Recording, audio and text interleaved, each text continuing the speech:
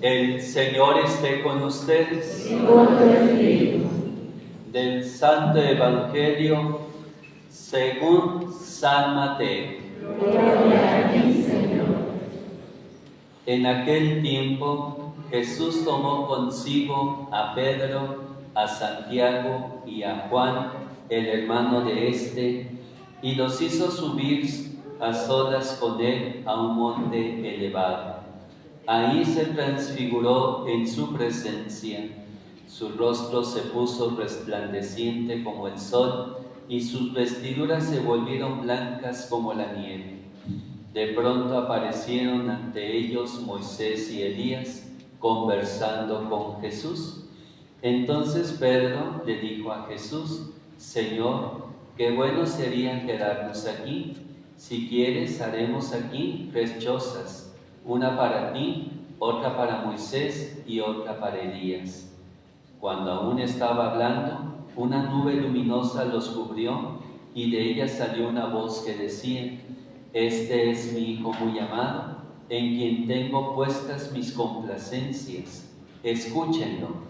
Al oír esto, los discípulos cayeron rostro en tierra, llenos de un gran temor. Jesús se acercó a ellos, los tocó y les dijo: Levántense y no teman. Alzando entonces los ojos, ya no vieron a nadie más que a Jesús. Mientras bajaban del monte, Jesús les ordenó: no le cuenten a nadie lo que han visto hasta que el Hijo del Hombre haya resucitado de entre los muertos. Palabra del Señor. Gloria a ti, Señor Jesús. Tomen asiento un momento.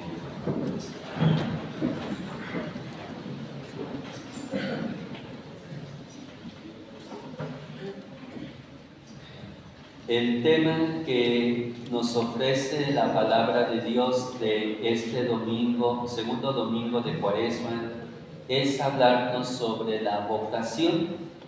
En la concepción cristiana de la vida, todo hombre es llamado, recibe una vocación propia de Dios y las cualidades y las gracias para realizarla. Hay en la Iglesia al menos admitimos 3 vocaciones. La vocación al matrimonio, que antiguamente era la que la mayoría optaba. Hoy día ya los jóvenes ya no quieren casarse, ¿verdad? Nada más se quieren juntar y a ver qué pasa, ¿verdad? Pero antiguamente, cuando una persona decidía hacer una familia, pues lo hacía a través del sacramento del matrimonio, ¿verdad? Pero hoy día ya no lo quieren hacer. ¿Quién sabe? Les da miedo, ¿verdad? El compromiso.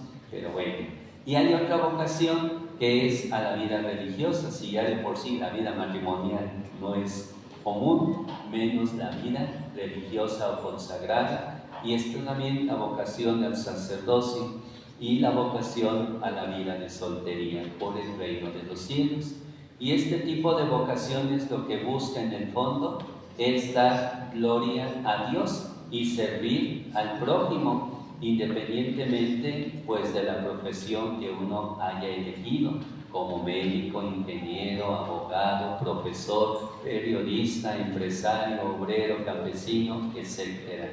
Y Dios Padre pues da a cada uno las cualidades y las circunstancias y las gracias para realizar la propia vocación. Hoy escuchamos en la primera lectura del libro del Génesis, en este capítulo 12, cómo Dios llama a Abraham y en él a un pueblo a dejar su tierra y la casa de su padre para ponerse en camino hacia una tierra que él todavía desconoce. Cuando Abraham tuvo la dicha de encontrarse con Dios en esta ocasión, él tenía cerca de 75 años, ¿verdad? Es que no tengan miedo, ¿verdad? Si algún día Dios también a esa etapa de la vida los llama a seguirlo, porque lo va a hacer seguramente, pero hay que ser pacientes y estar atentos a la voz de Dios, ¿verdad? Por ahí encontré una señorita que pensaba que ya se le había ido el tren, ¿verdad? Ya tenía 66 años y pensaba que el amor no le iba a llegar, pero sí le llegó, ¿verdad? Sí le llegó, yo hice su presentación matrimonial y pues me da gusto que ella no perdió la esperanza, encontró al amor de su vida, ¿verdad? Y pues bien, aún así, ella quiso casarse por la Iglesia Católica, ¿verdad? A los 66 años, y pues bien, yo creo que ahorita debe tener ya como 80, pero bueno, si no haría amigo, ¿verdad? Pero bueno, nunca es tarde para esperar esa vocación, ¿verdad? Y bueno, así también con Abraham, ¿verdad? Tuvo que pasar muchísimos años para que Dios cumpliera su promesa. Y vemos aquí cómo Dios se compromete a bendecir a Abraham en medio de paradojas, concretamente dos realidades. El Señor le dijo a Abraham: deja tu país, a tu parentela, a la casa de tu padre, para ir a la tierra que yo te mostraré. Vemos cómo el Señor con esto le pide que rompa con todas sus raíces y que se ponga a su disposición.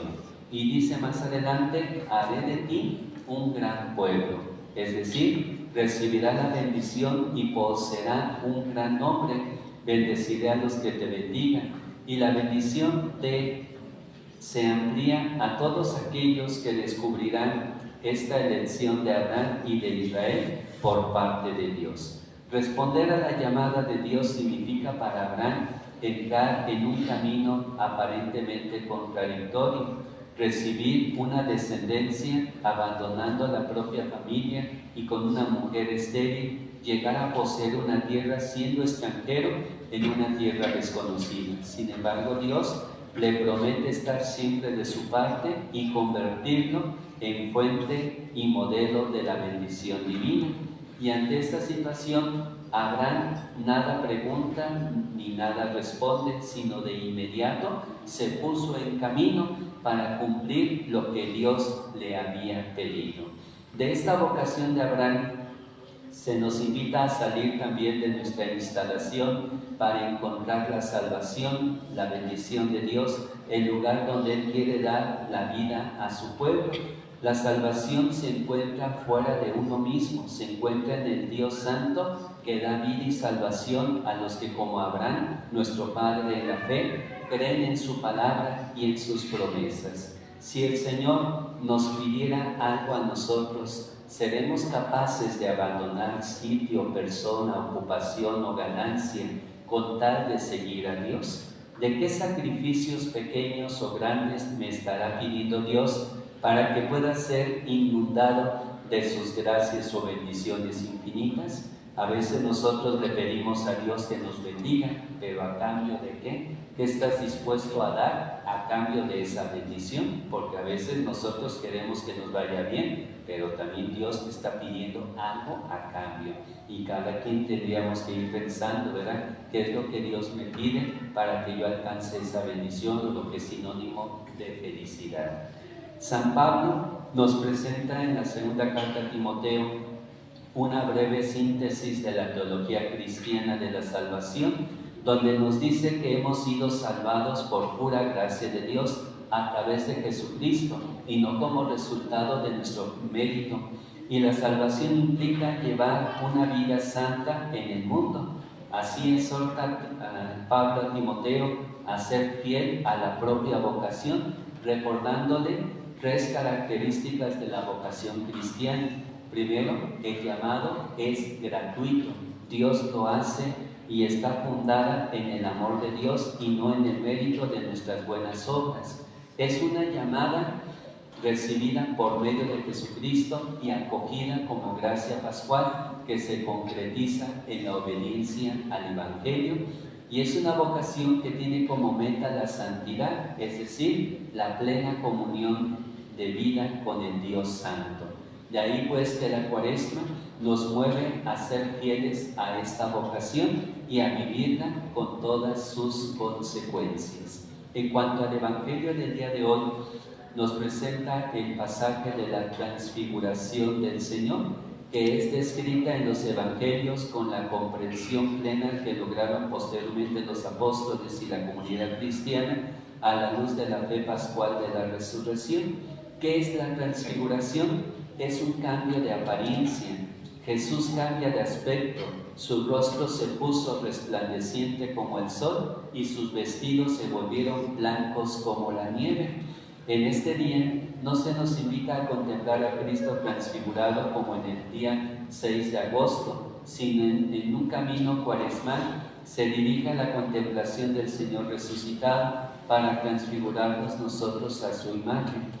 Esa es nuestra meta, nuestro deseo de conversión, nuestro ayuno, oración y limosna cuaresmal tiene aquí su sentido.